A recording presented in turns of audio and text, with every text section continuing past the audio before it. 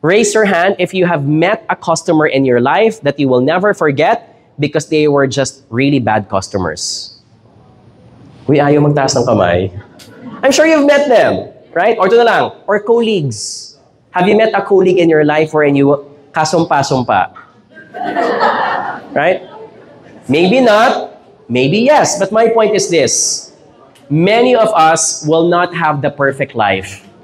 It is not a perfect life wherein every day, all of the customers will give you the easiest time of your life. It's not like that. We will never have a perfect life wherein every seatmate and every boss that you have is the most amazing person in this world. Life is not like that. In fact, if you're telling me that if your life is like that, you're either lucky or number two, you're lying. Because for most of us, we have imperfect lives.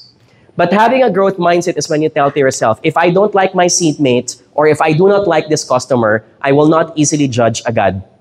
I will first exhaust all means to build a better relationship. Why? Because I also need to sharpen my ability to build relationships with difficult people. Because the better I become in handling difficult people, the better I become in managing difficult relationships, which is a part of life. That is how you build growth mindset. The same boiling water that softens the potato also hardens the egg. The same fire that melts the butter also toughens the steel. Madaming bagay sa mundo, unpredictable. But because ikaw ang bida ng story mo, you have to choose to become the victor, not the victim. And we all deserve to become the victors of our careers.